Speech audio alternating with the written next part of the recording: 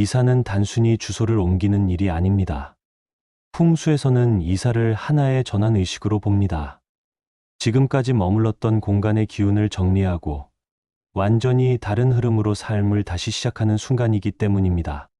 그래서 이사할 때 가장 중요한 질문은 무엇을 가져가느냐보다 무엇을 두고 가느냐에 가깝습니다. 어떤 물건을 함께 옮기느냐에 따라 새 집의 공기와 분위기, 그리고 그 안에서 흘러갈 삶의 방향이 달라질 수 있습니다.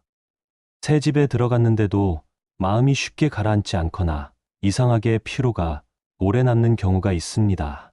이런 느낌은 구조 때문일 수도 있지만 이전 공간에서 쓰던 물건이 그대로 옮겨졌을 때 더 자주 나타납니다.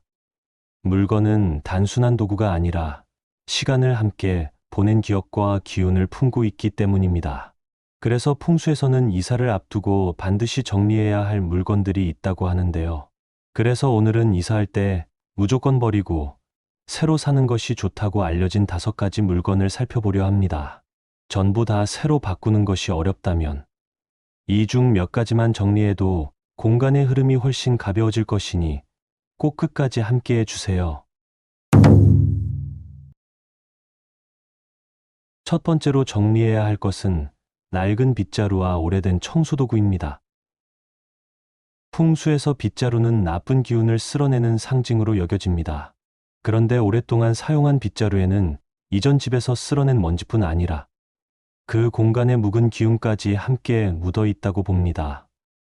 특히 소리 달아 기능을 다한 빗자루나 구석에 세워둔 채 거의 쓰지 않던 청소도구는 새 집으로 가져가지 않는 것이 좋다고 합니다. 이런 물건은 정리의 도구가 아니라 과거의 흔적을 붙잡고 있는 상징에 가깝기 때문입니다. 새 집에서 첫 청소를 할 때만큼은 새로운 청소도구로 시작하는 것이 의미 있다고 하니 꼭 기억해 주세요. 새 빗자루와 걸레로 집을 닦는 행위는 단순한 청소가 아니라 새 공간에 들어올 돈과 기회를 정리된 상태로 맞이한다는 선언과도 같습니다. 바닥을 닦고 창가를 닦고 손이 닿는 곳을 정리하는 그 과정에서 공간의 분위기가 눈에 띄게 달라지게 되기 때문이죠. 두 번째로 정리해야 할 것은 수건과 욕실 매트, 욕실 슬리퍼 같은 욕실 관련 물건들입니다. 수건은 몸의 기운을 가장 직접적으로 흡수하는 물건입니다. 씻고 나와 물기를 닦는 순간마다 몸의 상태와 기분, 하루의 피로가 그대로 스며듭니다. 특히 욕실은 습기와 함께 기운이 정체되기 쉬운 공간입니다. 오래 사용한 수건이나 매트에는 눈에 보이지 않는 무거운 느낌이 남아있기 쉽습니다. 이런 물건을 새 집 욕실에 그대로 두면 공간이 빠르게 눅눅해지고 답답하게 느껴지는 경우가 생깁니다. 그래서 풍수에서는 새 집 욕실만큼은 반드시 새 수건과 새 매트, 새 슬리퍼로 시작하라고 이야기합니다. 색감도 중요합니다. 지나치게 어두운 색보다는 밝고 깨끗한 색을 선택하면 공간의 첫인상이 훨씬 가벼워집니다. 촉감이 뽀송한 물건을 사용하는 것만으로도 하루의 시작과 끝이 달라졌다고 느끼게 됩니다.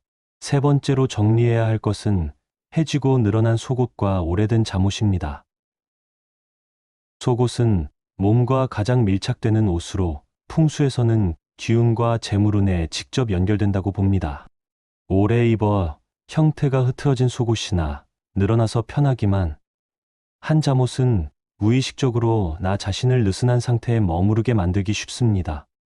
이사라는 전환의 시점에 이런 옷을 그대로 가져가면 이전 삶의 리듬과 태도까지 함께 옮겨가는 셈이 됩니다. 반대로 새 속옷과 잠옷으로 새 집에서의 하루를 시작하면 감각 자체가 달라집니다. 몸에 닿는 첫 감각이 정돈되면 생각과 행동도 자연스럽게 새 방향으로 움직이기 시작합니다. 새로운 집에서 새로운 나로 살고 싶다면 이사 전에 속옷 서랍부터 정리해보는 것도 좋은 선택이 될 수 있습니다. 가장 눈에 띄지 않는 물건이지만 가장 깊은 곳의 흐름을 바꾸는 역할을 하기 때문입니다.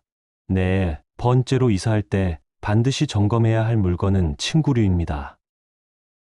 특히 베개와 이불은 단순한 생활용품이 아니라 하루 중 가장 오랜 시간 동안 우리의 몸과 의식이 머무는 대상입니다.